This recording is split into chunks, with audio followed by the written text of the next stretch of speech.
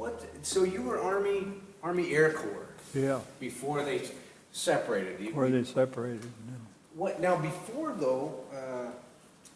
the service, you were working at Douglas Aircraft. Is that? Yeah, I was there.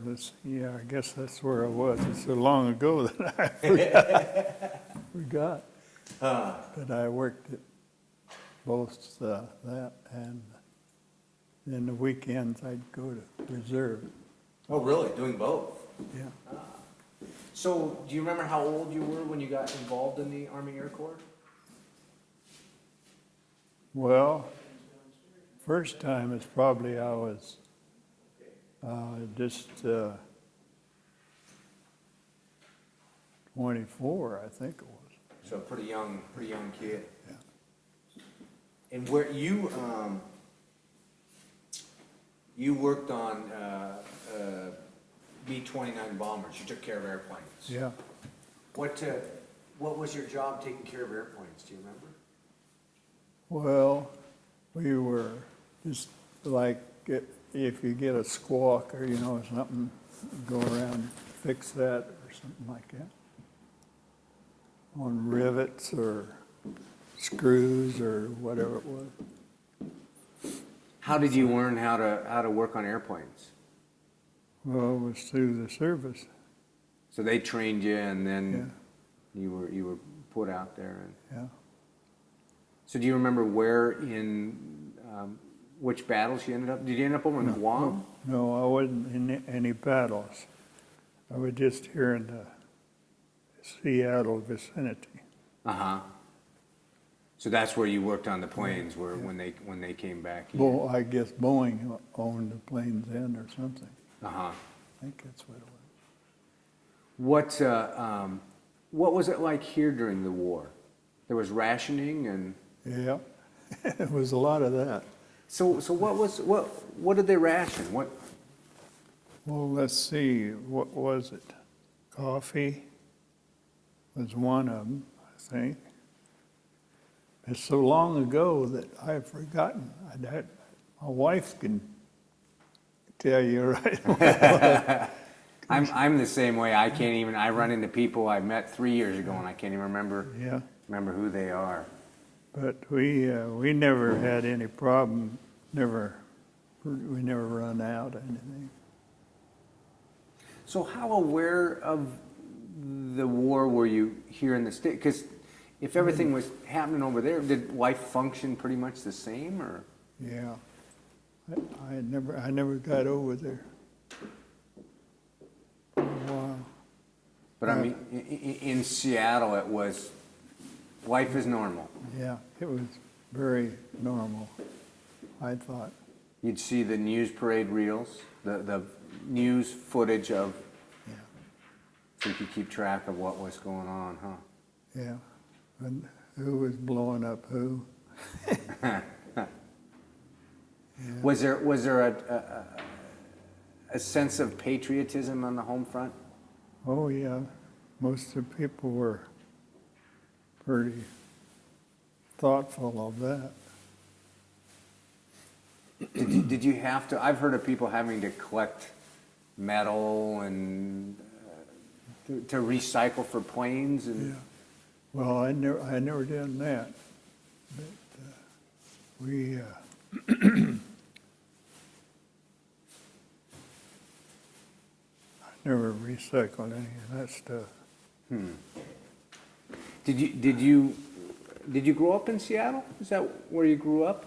No, I'm from Iowa. Oh, from Iowa. My hometown is Iowa, Essex, Iowa. Probably never heard of it. I've heard of it, but I couldn't tell you where in Iowa it is. It's near Shenandoah. You hear of Shenandoah a lot. Huh. That's where the radio stations were. Oh, okay. KFNF, Henry Fields, and KMA, Early May. That was our headquarters. So, farm family. Yeah. Dad was a farmer. Yep. And you probably had chores on the farm as a child. And Oh, yeah. so how did you get from Iowa out to Washington? Well, I think they paid for it, the government. I never paid for it. Was that when you got in the Army Air Yeah, Corps? I was drafted in, and that's why they sent me to Seattle, I guess it was. So long ago, I've even forgot Huh. how it was. They put you in, did they put you in a boot camp or did they put you right to work? I think we went right to work because we were more or less trained, knew what to do, you know, and went ahead with it. But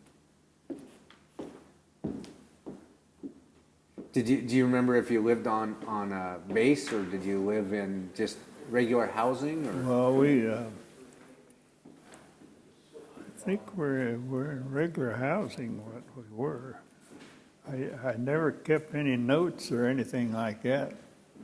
You were just busy living life. Yeah. Just a young Yeah. kid out Yeah. from Iowa out to. I was going to enlist, but they said, well, they're going to draft you, so you don't need to do that. So I went on in. Huh.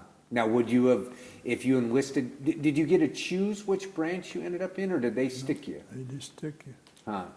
If you enlisted, would you have enlisted in the? You wouldn't have been any different. Oh, same. Huh. What about? Did you have brothers and sisters, or? Oh, yeah. Now, did they go in the service too, or just you? Well, my brother Gus went in, he was in about 2 months, is about all. And he went in the Army. He got in there about a month or so, and I don't know, there's something wrong with him, so they sent him back home. Uh-huh. And that was real common, wasn't it? I mean, Yeah. people with eyesight or flat Yeah. feet or. But he is, I don't know, he's still, he's got his, like in the reserve time, and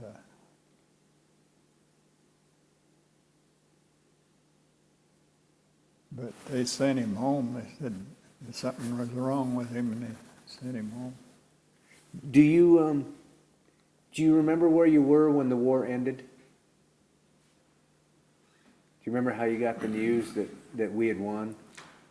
Well, whereas I can't remember really, but I guess I must have been out there Uh-huh. in Seattle. Do you remember what it was like when the news got there? Was it a big celebration or did people just?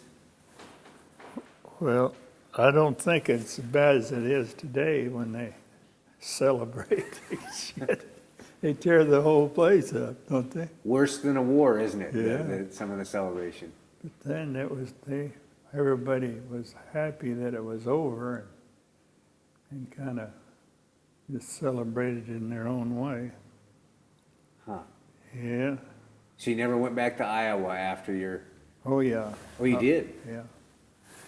See, I was married in 42, and then we went out. I went to work, and moved on out there.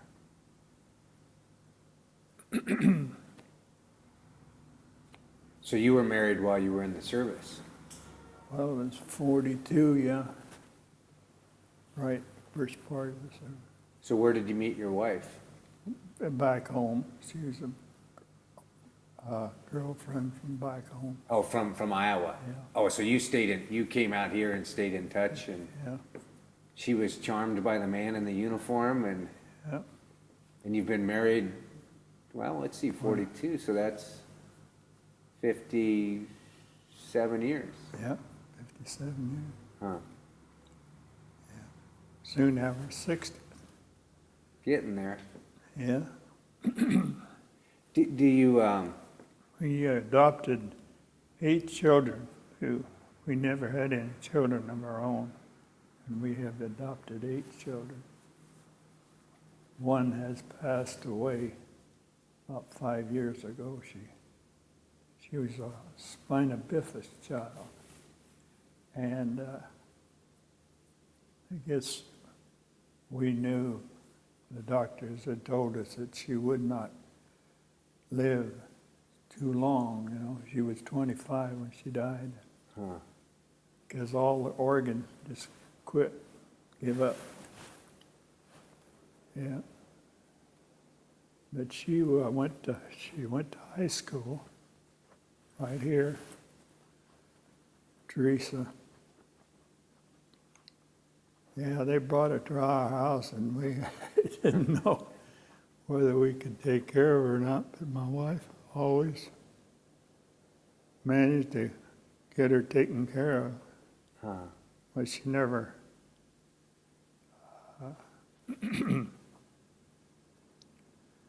yeah, it was quite a chore for her all the time with her.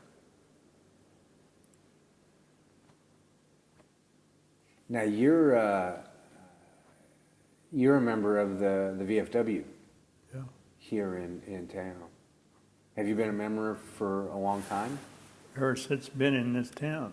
Oh, really? I think I'm the one that started. Oh. Yeah. So what's that like? What do you do at your meetings and Well, we most generally just keep up what we're doing, and if there's any veterans around that need any help, we always try to help that veteran out and stuff like that. Yeah, I think it was, who else was it? It's so long ago, I can't remember when it really started here. Dale, do you know? This here guy that he left town was a commander. I wouldn't recommend him for anybody. But he was the commander. so you stay together as a group to help your fellow vets? Is that? That's right. That's our main objection. Yeah. What type of help do the vets need nowadays, the World War II vets? What types of things are they facing 50 years later? Well, I guess we find some that don't have enough groceries or stuff like that. We try to help them out. And there might be some that are down and out entirely and maybe have trouble with their rent or their mortgage or something. Do you think our country, I mean, they fought for our country, they fought for our freedoms. Do you think our country's kind of let some of the vets down? Have we forgotten them? I don't think we've forgotten them. If they come in and let us know what their problems are, we will help them out. But a lot of times we don't know it, and that's why they don't get help. Is there a unique bond among the vets that come to the meetings? Yes, there is. Most of the vets are most of them know everybody in the organization. Yeah, I belong to the American Legion too, over here, right here. But I haven't attended their meetings because I've been trying to keep our organization going. And it's kind of hard sometimes, but I managed to make it. It's like today now, I didn't understand that I was supposed to be interviewed here. So that's why Dale called me. That was probably my fault. I get talking too fast sometimes and get people mixed up. Well, they said something about it, but I didn't get the drift that I was supposed to come down here, or I'd have been here. Yeah. Is there, when you get together for your meetings, is there a unique feeling? I mean, is this a special place for the vets? Yeah, and most of them want to be here. And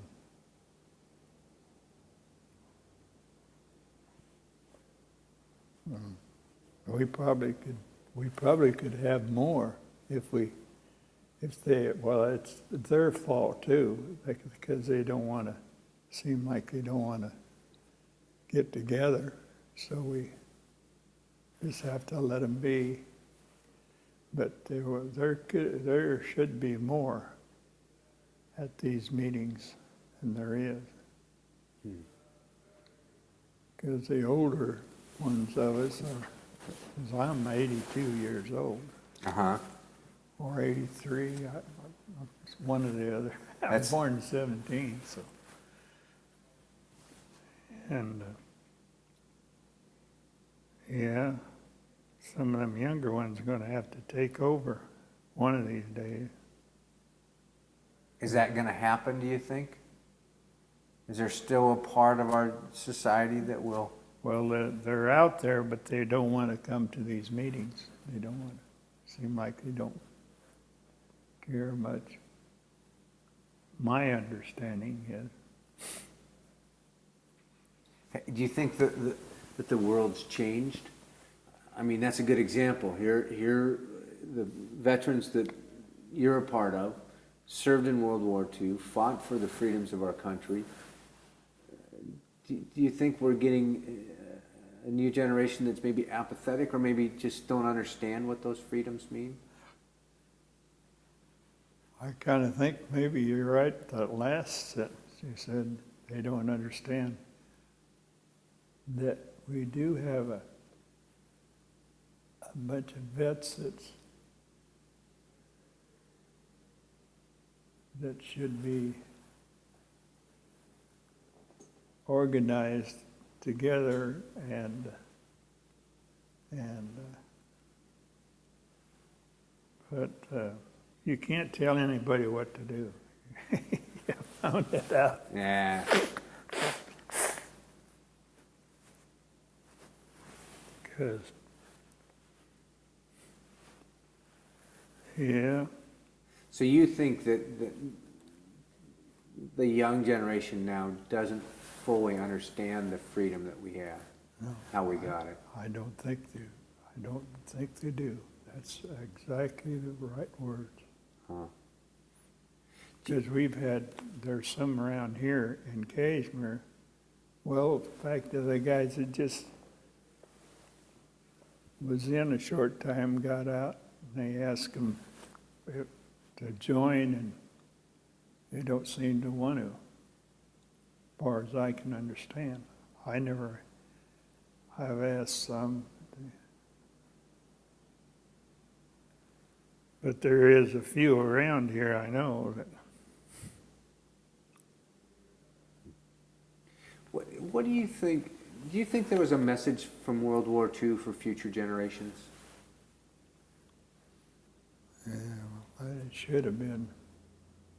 It should have been, but I don't know if they got the message or not. That's my thinking. You think it might have fallen by the wayside? Yeah. Huh. Yeah. Now, before you, I assume now you have a very strong feeling of patriotism for our country. Were you patriotic before you went in the service? Oh, well, see, I wasn't very old then, only 23, of course. And you didn't grow up as fast as you do today. Now kids about 17 or 18 are probably more patriotic than we were at that time.